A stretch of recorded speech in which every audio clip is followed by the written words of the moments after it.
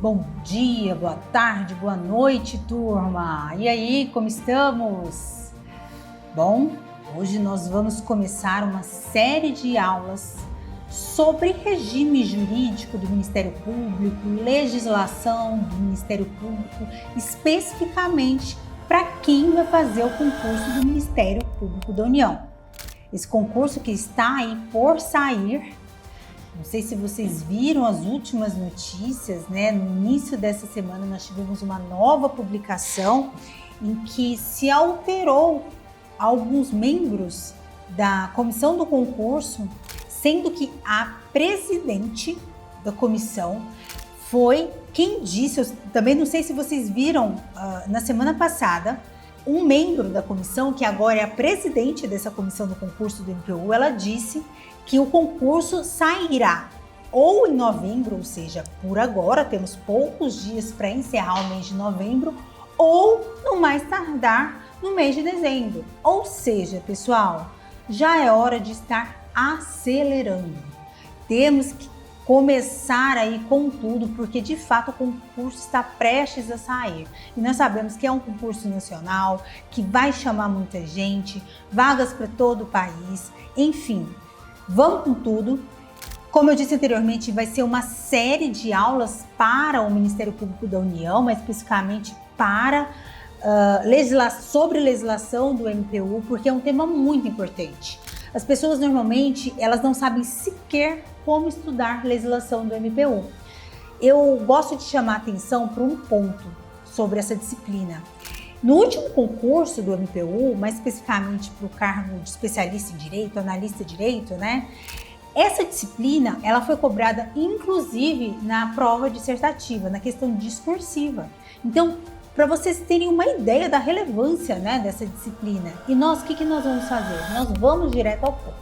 Nós vamos abordar o que de fato vem caindo. Então, eu fiz um estudo minucioso das questões, porque tem muita questão, vocês não têm ideia da quantidade de questão sobre legislação do MPU e ministérios públicos que a gente tem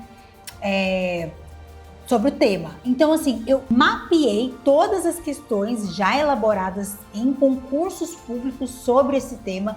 E aí, gente, existem diversos artigos que sequer foram cobrados ainda em concurso e que provavelmente não serão. E nós sabemos que o concurso público tem como praxe o quê? Repetir. Obviamente que o examinador ele vai cobrar os artigos, os dispositivos, os temas mais importantes de cada lei. Mas vamos que vamos. Nossa primeira aula, então, da série Legislação do MPU, especificamente para quem está se preparando para o concurso do Ministério Público da União. E nós hoje vamos começar por organização do Ministério Público da União. Agora sim, gente, para a gente falar de organização do Ministério Público da União, e nós sempre vamos chamar Ministério Público da União aqui até para economizar tempo de MPU, nós temos que andar um pouquinho para trás, irmos até a Constituição Federal e falarmos sobre a organização do Ministério Público Brasileiro. Por quê? Porque, gente, eu costumo até dizer para os meus alunos que estão em provas orais, né? Sempre quando a gente tem que falar a respeito de um tema e a gente não sabe por onde começar, primeira dica é: vá buscar o fundamento constitucional desse tema, porque a Constituição dificilmente vai tratar de algum tema que você está sendo cobrado para falar sobre, né? Então, temos primeiro que buscar o fundamento constitucional, o tratamento constitucional do Ministério Público dentro da Constituição Federal. Fato é que a Constituição Federal, ela preconiza lá no artigo 128, vamos voltar só um pouquinho. Ministério Público dentro da Constituição Federal está onde? Na topologia da Constituição Federal. Está dentro de funções essenciais da Justiça. Beleza? Depois do Poder Judiciário, enfim, vem lá o Ministério Público. Ok. Aí, lá no artigo 128 da Constituição Federal, há a seguinte indicação. O Ministério Público, gênero, abrange o Ministério Público da União e os Ministérios Públicos dos Estados. Então, vamos lá. Gênero, Ministério Público. Aqui a gente denomina de Ministério Público Brasileiro, tá? Vou até voltar num quadrinho que eu fiz para vocês entenderem melhor. Aqui, ó. Ministério Público Brasileiro, gênero. Temos uma subdivisão, Ministério Público da União e Ministério Público dos Estados. Beleza, gente? Então, este é o Ministério Público Brasileiro. Ele é subdividido em Ministério Público da União, que é este que você precisa saber tintim por tintim e sobre o qual a gente vai se debruçar aqui nas nossas aulas, e o Ministério Público dos Estados. A gente vai saber o regramento geral dos MPS. Vou chamar aqui, peço licença para chamar os Ministérios Públicos dos Estados de MPS. Por que a gente precisa saber do regramento geral? Porque a Constituição trata sobre. Então, a gente precisa saber os dispositivos que a Constituição, ela fala ali sobre o Ministério Público, porque é bem possível, inclusive provável, que caia, tá? Tá, Thaisa, mas aquela subdivisão do Ministério Público da União em ramos, como é que isso funciona? Calma. Muita hora nessa calma, como dizem por aí, gente. Vamos por partes. Mas só para sanar a sua dúvida ou dar um gostinho assim de quero mais, o Ministério Público da União, de fato, ele é subdividido em 4 ramos. Vou falar aqui superficialmente, depois a gente vai aprofundar, tá? Ministério Público Federal, Ministério Público do Trabalho, Ministério Público Militar e Ministério Público do Distrito Federal e Territórios. Para quem não sabe, eu sou promotora de justiça do MPDFT, esse último, Ministério Público do Distrito Federal e Territórios, que é, obviamente, um dos ramos do Ministério Público da União, MPU. Beleza, gente?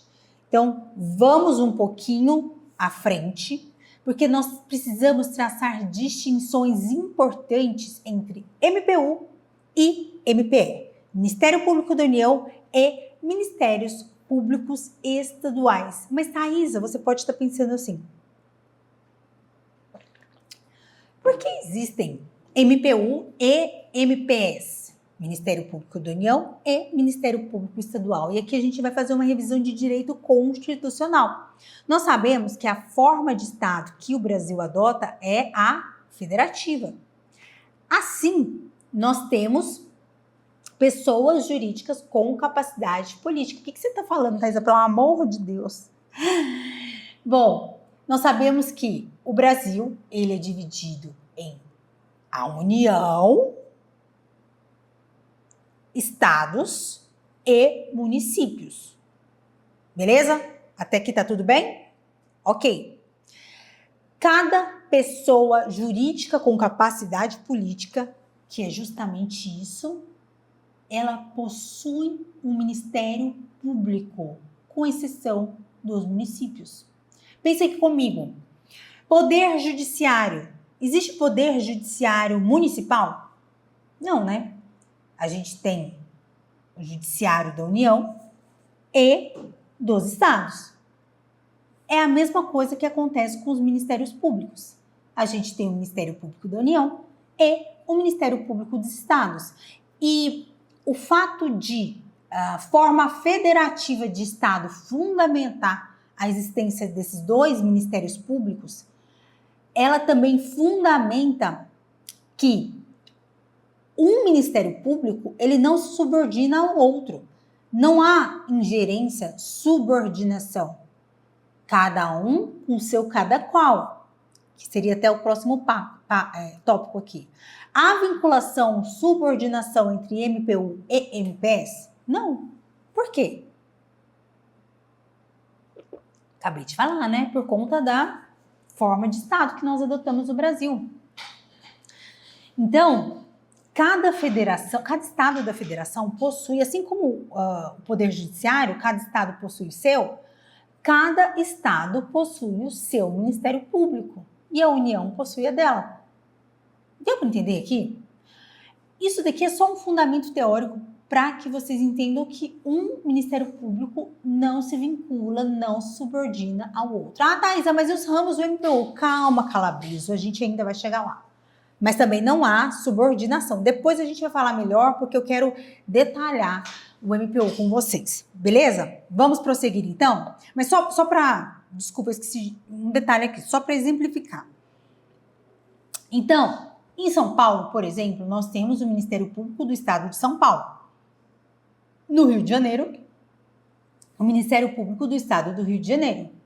O que eu quero dizer com isso é que o Ministério Público do Estado de São Paulo não se subordina ao Ministério Público do Estado do Rio de Janeiro e vice-versa. O Ministério Público do Estado de São Paulo não se subordina ou se vincula ao MPU, nem vice-versa. Beleza? Podemos avançar, então? Bom, quem nomeia os chefes do MPU e dos MPs? Aqui nós começamos uma distinção importante, gente. E é uma distinção que a gente tem que analisar o fundamento constitucional dessa distinção. Por quê? Deixa eu trazer aqui. Vamos lá. A Constituição Federal, no seu artigo 128, preconiza que quem nomeia o chefe do MPU, que é o PGR, Procurador-Geral da República, você ainda vai ouvir falar muito do PGR, é o presidente da República, com sabatina, aprovação da maioria absoluta do Senado Federal. Então, vamos lá. Rebobina aí, isso é muito importante. Quem nomeia o Procurador-Geral da República, vulgo PGR? O presidente da República, com aprovação por quórum de maioria absoluta do Senado Federal. Tá, Thaisa. Então, quem nomeia os procuradores gerais de justiça, que são os chefes dos MPS, será o governador. Sim. Beleza, Calabreso? Acertou. Vamos prosseguir. Mas então vai precisar de aprovação de maioria absoluta do legislativo local. Será? Será? Será que a Constituição exige? Porque a gente tem que se ater ao texto constitucional, lembrando que a Constituição Federal é a nossa lei maior. Todas as outras demais leis têm que se fundamentar na Constituição Federal e não pode dar tratamento divergente do que há na Constituição Federal. Vamos fazer uma leitura? Eu sei que é chato ler, mas é porque esse dispositivo é muito importante. 128 da Constituição Federal, parágrafo 1º. O Ministério Público da União tem por chefe o Procurador-Geral da República, vulgo PGR, nomeado pelo Presidente da República, como nós dissemos aqui, dentre integrantes da carreira o quê? MPF, já a gente vai falar mais a respeito, maiores de 35 anos, após a aprovação do seu nome pela maioria absoluta dos membros do Senado Federal, para mandato de 2 anos, permitida a recondução. Gente, esse dispositivo, ele é tão cobrado, porque vocês podem observar que existem vários detalhes muito importantes aqui. Então, cada um desses detalhes são muito abordados em questões de concurso. Mas vamos prosseguir. A destituição do Procurador-Geral da República por iniciativa do Presidente da República deverá ser precedida de autorização de maioria absoluta do Senado Federal. E aqui eu chamo a atenção para um ponto. Quem que nomeia? Presidente. Quem que pede a destituição? Presidente. Olha o paralelismo das formas, se é que podemos falar assim.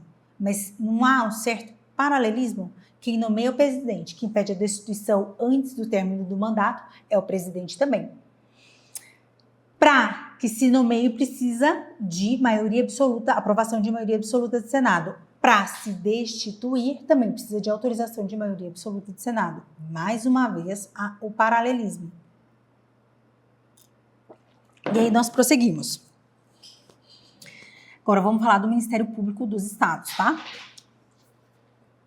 Preste bem atenção nas diferenças, que já a gente vai tocar item por item, né, no que diz respeito a essas diferenças. Entre MPE e MPU, os chefes, né? Como são nomeados, enfim. Os MPS, os Ministérios Públicos dos Estados e do Distrito Federal e Territórios formarão lista tríplice. Você lembra de ter lido lista tríplice quando a gente falou do PGR? Eu não lembro, você lembra? dentre integrantes da carreira na forma da lei respectiva para escolha de seu procurador-geral, que será nomeado pelo chefe do Poder Executivo para mandato de 2 anos, permitida uma recondução. Você lembra como que era a redação lá quando a gente falou do PGR? Os procuradores gerais nos estados e no Distrito Federal e territórios poderão ser destituídos, agora estamos tratando da destituição do PGJ, por deliberação de maioria absoluta do Poder Legislativo na forma da lei complementar específica. Mas, Thaisa, quando a gente falou de nomeação, tinha a necessidade de aprovação do Poder Legislativo? É só voltar ali no parágrafo 3º. Não, né? Agora, para destituir, tem? Tem. Já a gente vai detalhar. Agora, vamos ao nosso quadrinho. Gente, esse quadrinho, ele facilita muito a visualização, tá? Temos aqui, de um lado, o Ministério Público da União e, do outro lado, o Ministério Público Estadual, ou os Ministérios Públicos Estaduais. Gente, o que a gente acabou de ler é a disciplina constitucional. Só que a própria Constituição disciplina que, esqueci de ler esse dispositivo que indica isso. Vamos lá, parágrafo 5º, 128, parágrafo 5º. Leis complementares da União e dos Estados, cuja iniciativa é facultada aos respectivos procuradores gerais, estabelecerão a organização, as atribuições e o estatuto de cada Ministério Público, observadas relativamente a seus membros. Enfim, agora não importa para a gente nesse ponto aqui o que a Constituição fala depois. Aí nós vamos voltar aqui ao nosso quadrinho sobre a lei de regência. Vocês viram que a própria Constituição Federal falou que lei complementar da União e dos Estados irão disciplinar sobre regras gerais, organização, coisa e tal e coisa? Qual que é essa lei? No âmbito do MPU é a Lei Complementar número 75 de 93. Gente, essa lei aqui a gente vai saber de cabo a rabo, de rabo a cabo, de frente para trás, tudo quanto é jeito. O que cai, tá? A gente vai saber de tudo quanto é jeito o que cai, ressaltando que não é tudo que cai. Beleza? Então, essa lei, ela é imprescindível para você que vai fazer concurso do MPU, assim, imprescindível. Beleza? Agora, a Lei 8.625, ela é lei de regência, ela é lei que tem como objetivo regular, traçar normas gerais dos Ministérios Públicos Estaduais.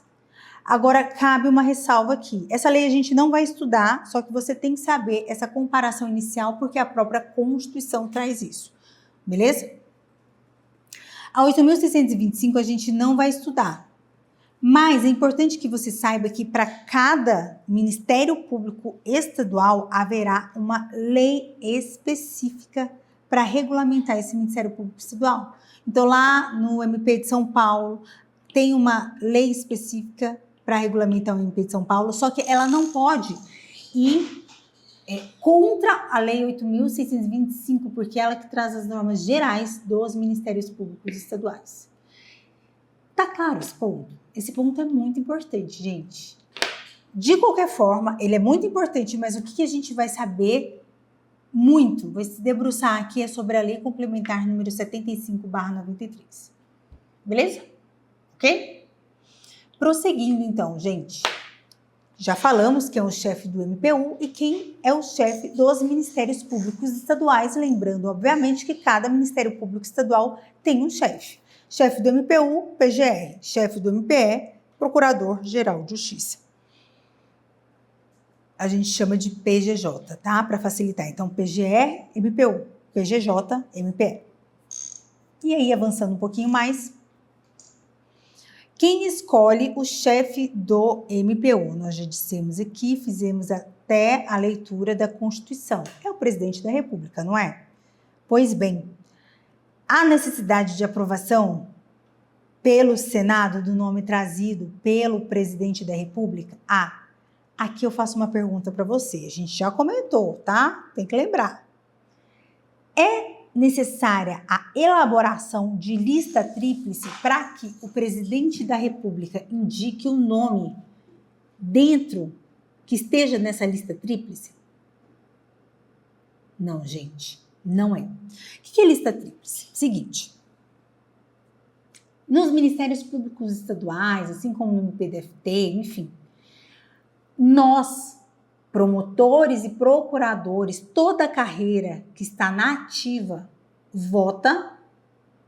pode votar até por 3 nomes, para que os 3 nomes vencedores dessa lista, dessa votação, compõem uma lista, e dentro dessa lista é que vai se escolher o chefe da instituição.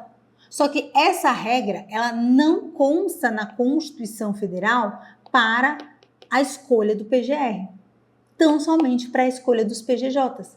Por isso que o presidente da República, ele não tem que respeitar uma lista tríplice para nomear o PGR.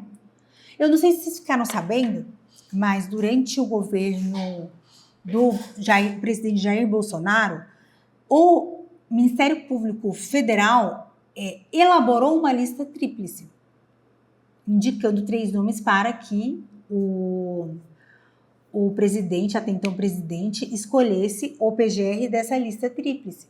Só que o presidente não respeitou essa lista tríplice, até porque não é uma exigência constitucional. Entendem? Diferentemente da escolha do PGJ. Por quê? Porque a própria Constituição determinou que esse nome a ser escolhido agora pelo governador, estamos falando de PGJ, ele deve ser um dos 3 nomes que vieram da lista tríplice votada pelo Ministério Público local. Ok, gente? Entenderam? Beleza. Aprovação pela Assembleia Legislativa, nós já dissemos que não, tão somente porque não há essa exigência na Constituição Federal, no que diz respeito aos PGJs, diferentemente do que consta para o PGR, em que há necessidade de aprovação do Senado Federal. Beleza? Prosseguindo, então, um pouquinho mais, quem pode ser escolhido para ser PGR? Membros da carreira. Qual carreira, Thaisa? Qualquer carreira, tanto o Ministério Público do Trabalho, quanto o Ministério Público da União, Ministério Público Militar, quanto o Ministério Público Federal, quanto o MPDFT, todos são ramos do MP1, então pode ser qualquer um. Não, pessoal. Em que pese não haver previsão expressa nesse sentido, entende-se que tão somente membros do Ministério Público Federal, vulgo MPF, é que podem ser PGR. Beleza? Então, tão somente membros do Ministério Público Federal podem ser PGR, desde que com mais de 35 anos de idade. E no que diz respeito ao MPE, aos Ministérios Públicos Estaduais, há essa exigência? Não há essa exigência, ok? Aí eu pergunto para os senhores, o governador, porque nos estados nós sabemos que deve ser elaborada uma lista tríplice para que o governador ele eleja um desses 3 nomes como PGJ, né? O governador, então, pergunto para vocês, ele é obrigado a escolher o nome campeão da lista, o mais votado? Não. Senão deveria ser uma lista una e não tríplice, né? Ele não é obrigado a escolher o primeiro, o mais votado. Ok? Tá, em relação ao tempo de mandato do PGR, 2 anos, assim como do PGJ, só que há uma diferença muito importante nesse ponto, pessoal. É no que diz respeito às possibilidades de reconduções. Quanto ao PGR, vocês devem se lembrar que a Constituição preconiza que é possível a recondução. Isso quer dizer que é possível múltiplas reconduções do PGR.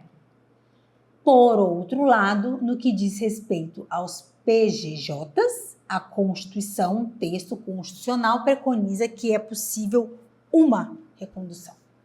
Uma. Olha que diferença. Então, para o PGR é possível múltiplas reconduções, mas para os PGJs não, então somente uma recondução. Ok? Em relação aqui não é tempo, destituição antes do término do mandato. Aqui no MP está tempo de mandato, mas não, tá, gente? É destituição. É possível a destituição, então, antes do final do mandato do PGR? Nós acabamos de ver que o mandato do PGR é de 2 anos. Se porventura o presidente da República ele quiser destituir o PGR antes do término do mandato, ele pode? Pode. A iniciativa é dele, mas a decisão não é só dele, porque quem que autorizou a nomeação do PGR? Não foi o Senado Federal? Então, da mesma forma que o Senado Federal autorizou a nomeação do PGR, o Senado Federal vai ter que autorizar a destituição do PGR. Beleza? Agora, em relação aos PGJs, Thaisa, como que isso vai funcionar? Gente, aqui, ó, eu coloquei aqui no quadrinho o Colégio de Procuradores Iniciativa. Isso vocês não precisam saber, tá? Porque isso está descrito na lei específica dos Ministérios Públicos Estaduais. Beleza, gente? Então, cada lei complementar vai disciplinar de uma forma, enfim, vai ser iniciativa do Colégio dos Procuradores, mas isso não vai cair para vocês. O que vocês precisam saber é que a Constituição Federal preconiza que é possível a destituição antes do término do mandato do PGJ também. E lá na Constituição está escrito que desde que haja autorização da maioria absoluta dos membros do Legislativo local. É outro quórum que é descrito na lei complementar, mas vocês não precisam saber isso. No que diz respeito aos MPs, vocês precisam saber tão somente o regramento constitucional, ok? Deixa eu até trazer aqui para vocês de novo, aqui ó, o parágrafo 4º do artigo 128, ele tem a seguinte redação: os procuradores gerais nos estados e no Distrito Federal e territórios poderão ser destituídos por deliberação da maioria absoluta do poder legislativo na forma da lei complementar específica. Então, é essa a redação que você precisa saber. Ok? E aí, para os curiosos e apressadinhos de plantão, eu já trouxe esse quadrinho aqui dos ramos do MPU para vocês. Só que ressalto mais uma vez que a gente vai estudar os ramos de forma separada, tá? Que a gente precisa de mais tempo. Então, o MPU é composto por 4 ramos: MPF, MPM, MPT e MPDFT. Ok? E aí, para finalizar esse assunto, o que eu trouxe? O que a prof trouxe? A prof trouxe uma questão. Eu trouxe uma questão de técnico do MPU, concurso de 2015. Vamos lá, então? Vamos enfrentá-la? No que se refere aos vários MPs, ao PGR e aos demais procuradores gerais, julgue o próximo item. O PGR pode ser exonerado. Gente, a gente acabou de ver isso. A gente acabou. Não deixe você errar, tá? Pode ser exonerado por iniciativa do presidente da República, depois de autorização da maioria absoluta dos membros do Senado Federal em votação secreta. E aí, gente? O PGR pode ser exonerado? Pode. Antes da destituição do mandato? Pode. A gente acabou de falar isso, né? Por iniciativa, é de quem que é a iniciativa? É do presidente da República? É do presidente da República. Depois de autorização de maioria absoluta dos membros do Senado? Precisa de autorização. E em votação secreta? Perfeito. Corretíssimo. Beleza?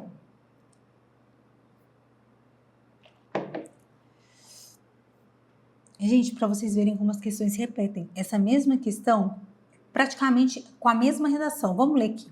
Outra questão, só agora do concurso de 2013. Relativamente ao MPU, julgue o item a seguir. O PGR, nomeado pelo presidente da República entre integrantes do MPU com mais de 35 anos de idade, após a aprovação do seu nome por maioria absoluta dos membros do Senado Federal, exercerá a chefia do MPU. E aí, certo ou errado?